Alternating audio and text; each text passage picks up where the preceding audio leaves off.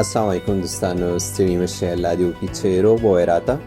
هغه څه چې زیاتو هېوادوالو به یې پوښتنه کوله چې متحده عربي اماراتو ته ویزټ ویزې خلاصې شوي او که نه، نو د ډېر ځنډ وروسته متحده عربي اماراتو ویزټ ویزو خلاصولو اعلان وکړو. په نننۍ ویډیو کې همدې باره کې معلومات درکوم چې دا ویزټ ویزې به کومو کسانو ته ورکوی کېږي، په کومو شرایطو به ورکوی کېږي. نو هیله لرم چې تر پایه پورې مې ملتیا وکړئ. ښه دوستانو، د ډېر ځنډ وروسته متحده عربي اماراتو خو هېوادونو لپاره ویزټ ویزو خلاصولو اعلان وکړ، کوم چې دوی باندې د ډېر مودې راهیسې بندیز و. په دې بندیز کې افغانستان، پاکستان سربیره نور هېوادونه هم وو، کوم چې دوی باندې متحده عربي اماراتو ویزټ ویزو یا سیاحتي ویزو بندیز لګېدلی و. خو خوشبختانه تېره شپه ناوخته متحده عربي اماراتو اعلان وکړ چې د دې هېواد ویزټ ویزې یا سیاحتي ویزې د 8 میاشتې 30 تاریخ څخه واړو هېوادونو لپاره خلاصې شوي دي. دغه ویزټ ویزې به هغو کسانو ته ورکوي کوم چا چې کوویډ 19 یا کرونا وایرس وکسین مکمل کړي وي. خو دا وکسین به هغه کوم چې WHO یا ورلډ هیلث ارګنایزیشن څخه تایید یا اپروو شوي. خوشبختانه چې په افغانستان کې درې واړه وکسین، که هغه چینی دي، هندي دي او یا امریکایي، دغه درې واړه د WHO څخه تایید شوي دي. نو کومو هېوادوالو چې دغه وکسین مکمل کړي وي، دوی کولی شي چې سر له سبا څخه مطلب د 8 میاشتې 30 تاریخ څخه ویزټ ویزې یا سیاحتي ویزې لپاره اپلای وکړي. د وکسینو مکمل کولو نه مطلب دا دی چې دوی باید 2 ډوزه، کوم وکسینو چې 2 ډوزه دي هغه باید مکمل کړي وي. خو دلته یو خبره ده چې په افغانستان کې امریکایي وکسین 1 ډوز دي، کوم چې جانسن اینډ جانسن نامې ده. هغه په نړۍ کې واحد وکسین دی کوم چې 1 ډوز یا یو وکسین کیږي. نو کوم چې امریکایي یا جانسن اینډ جانسن وکسین په افغانستان کې کړي دي، هغه 1 ډوز یادوم. نو ان شاء الله چې دوی ته به هیڅ مسله نه وي. دغه کسان هم کولی شي چې متحده عربي اماراتو ویزټ ویزو لپاره اپلای وکړي. خو که بیا هم متحده عربي اماراتو دغه وکسین باره کې نوي معلومات راتلل، نو هغه ان شاء الله زه بیا تاسو سره شریکوم. خو په حال کوم چې دا وکسین کړي دي او دوی غواړي چې متحده عربي اماراتو ویزټ ویزا واخلي، نو دوی بشکه کولی شي چې دغه ویزټ ویزې لپاره اپلای وکړي. کوم ملګري چې غواړي متحده عربي اماراتو ویزټ ویزا واخلي، دوی کولی شي چې موږ سره تماس ونیسي.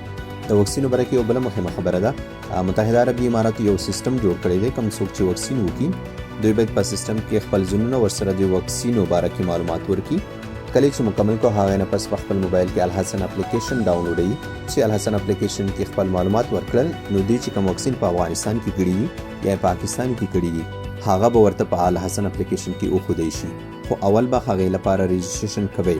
دا رجسټریشن یا ثبت نام طریقې باره کې به انشاءالله که چیرې زه وتوانېدم مکمله تفصیل سره ویډیو درته جوړه کړم چې تاسو به څنګه په دې سیستم کې خپل وکسینو باره کې ثبت نام کوئ.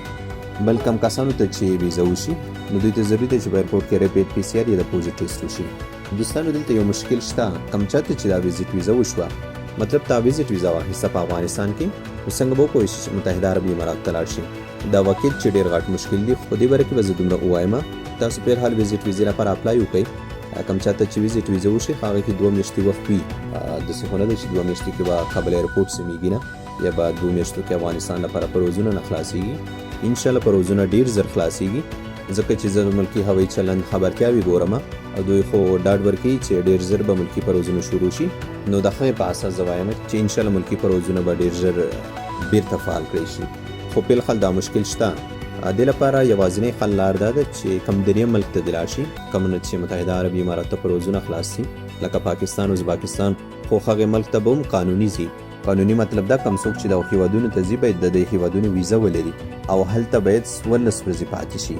پاکستان ته تر هم لا تر اوسه پورې چې زه معلومات لرم لا نه ده خلاصه شي. خو سپین بولدک لپاره خبرتیا ما ولیده، کوم چې د هغې خلاصولو اعلان خو شوی دی، خو تر هم لا تر اوسه پورې نه دی شوی. نو دا کسان تر څو پورې چې تر هم نه وي خلاص، باید په چمن باندې لاړ شي. اول ته پاکستان کې 14 ورځې تېرېږي، هغې نه پس به متحده عربي اماراتو ته ځي. یا کوم څوک چې ازبکستان باندې ځي، هلته باید د 14 ورځې تېرېږي او هغې نه پس به دوی ته اجازه ورکړی شي چې متحده عربي اماراتو ته لاړ شي. نو دغه مشکل شته. خو تاسو فکر مه کوئ، کوم څوک چې ویزټ ویزه واخلئ، په هغه ویزټ ویزه کې تر 2 میاشتو پورې وخت وي چې متحده عربي اماراتو ته داخل شي. تر 2 میاشتو پورې ستاسو ویزه نه ختمیږي. په 2 میاشتو کې به انشاءالله چې ایرپورټ هم برابر وي، ملکي او تجارتي پروازونه به هم شروع وي. نور که بیا هم دې باره کې کوم نوي معلومات راتلل، زه یې وار په وار هر څه تعقیبوم. انشاءالله هغه به زه تاسو سره شریکوم. خو هغې لپاره به تاسو احمد ټایمز ضرور تعقیبوئ تر څو تاسو پرې خبر شئ. نو ستاسو د دعاګانو او سپورټ څخه د زړه له کومې مننه کوم. ښاد او آباد اوسئ.